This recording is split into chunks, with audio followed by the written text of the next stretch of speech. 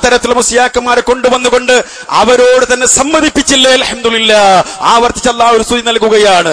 സഹോദരന്മാരെ, അവസാനിപ്പിക്കുന്നു, ഒരൊറ്റ കാര്യം മാത്രം പറയുന്നു. വഖുൽ ജാഅൽ ഹഖ് വസഹഖൽ ബാതിൽ ഇന്നൽ ബാതില കാന സഹൂഖാ. അതെ, സത്യം വെളിവായിരിക്കുന്നു, ഹഖ് വെളിവായിരിക്കുന്നു, അസത്യം തകർന്ന് തെരിപ്പണമായിരിക്കുന്നു. അത് തെരിപ്പണമാവുക തന്നെ ചെയ്യും, ആ അസത്യം തകർന്നടിയുക തന്നെ ചെയ്യും.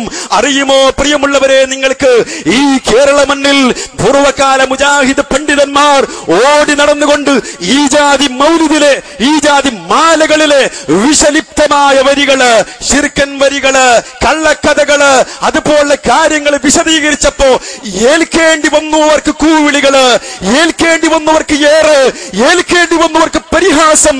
പക്ഷേ സഹോദരന്മാരെ, ഈ ഒരു അവസ്ഥയിൽ അല്ലാഹു സ്തുതിക്കുകയാണ്. സഹോദരന്മാരെ, സത്യം ബോധ്യമായില്ലേ? അല്ലാഹു സുബ്ഹാനഹു വ തആല പഠിപ്പിച്ച മാർഗമാണ് ശരി. അതിന്റെ അതാണ് മുജാഹിദുകൾ സ്വീകരിച്ചുകൊണ്ടിരിക്കുന്നത്. മുസ്ലിയാക്കന്മാർ ക്ഷണിക്കുന്നത് അതിന്റെ അപ്പുറത്തേക്കാണ്, മാലകളിലേക്കാണ്, മൗലിദുകളിലേക്കാണ്, കള്ളക്കഥയിലേക്കാണ്, ശിർക്കിലേക്കാണ്, ബിദ്അത്തിലേക്കാണ്.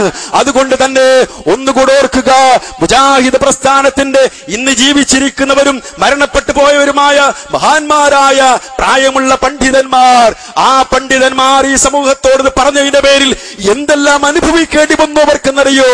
ഏറുണ്ടായി, കൂവിളികളുണ്ടായി, എന്തെല്ലാം ഏൽക്കേണ്ടി വന്നു, വല്ലാത്ത പ്രയാസമുണ്ടായിട്ടുണ്ട് സഹോദരന്മാരെ.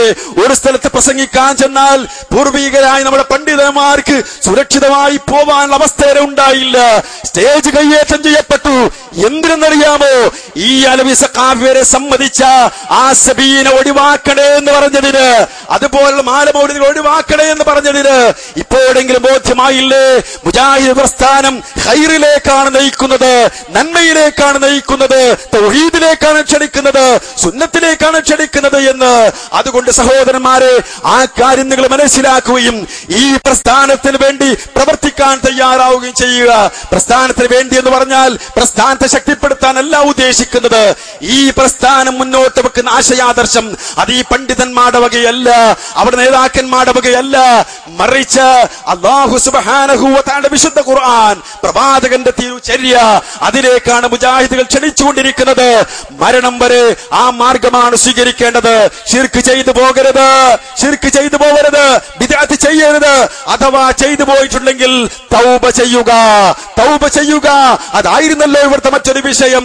ആലോചിക്കൂ നിങ്ങൾ, അലവി സഖാഫി പറഞ്ഞില്ലേ ആ മാലയിൽ തെറ്റുണ്ട്, ചോദ്യം വന്നു, എങ്കിൽ അത് ചൊല്ലിപ്പോയവരോ? അത് അറിയാതെ ചൊല്ലിയതല്ലേ, അതുകൊണ്ട് കുഴപ്പമില്ല.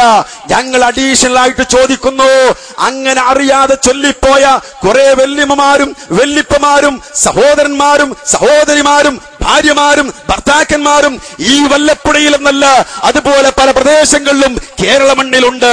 അവർ തൗബ ചെയ്യണോ ചെയ്യണ്ടേ? മുസ്ലിയാക്കന്മാർ തന്നെയാണ് പറയേണ്ടത്.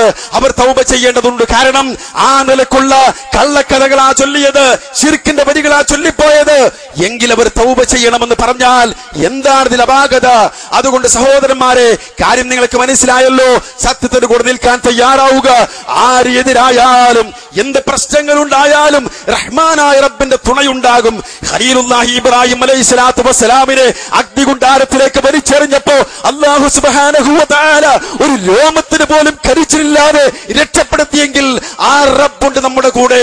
അതുകൊണ്ട് നിങ്ങൾ ഉറച്ചു വിശ്വസിച്ചോളൂ. ഹസ്ബുനല്ലാഹ് വ നിഅമൽ വകീൽ, ഹസ്ബുനല്ലാഹ് വ നിഅമൽ വകീൽ, ഹസ്ബുനല്ലാഹ് വ നിഅമൽ വകീൽ. സഹോദരങ്ങളെ, ആ ആദർശം നെഞ്ചിലേറ്റുക. ആരെതിരായാലും പ്രമാണം കൊണ്ട് നേരിടുക. അല്ലാഹു സുബ്ഹാനഹു വ തആല സത്യം സത്യമായി മനസ്സിലാക്കുവാനും മരണം വരെ എന്ത് സമ്മർദ്ദങ്ങൾ ഉണ്ടായാലും എന്ത് പിന്തിരിപ്പിക്കലുണ്ടായാലും റബ്ബിന് വേണ്ടി, പരലോക രക്ഷയ്ക്ക് വേണ്ടി, ആഖിറത്തിന്റെ വിജയത്തിന് വേണ്ടി ആ ഒരു യഥാർത്ഥ വിശ്വാസം, കർമ്മങ്ങൾ കാത്തു സൂക്ഷിക്കാൻ നമ്മൾ തയ്യാറാവുക. അല്ലാഹു സുബ്ഹാനഹു വ തആല നമ്മെ അനുഗ്രഹിക്കുമാറാവട്ടെ. വാഖിർ ദഅവാന അനിൽ ഹംദുലില്ലാഹി റബ്ബിൽ ആലമീൻ. അസ്സലാമു അലൈക്കും വറഹ്മത്തുള്ളാഹി വബറകാതുഹു.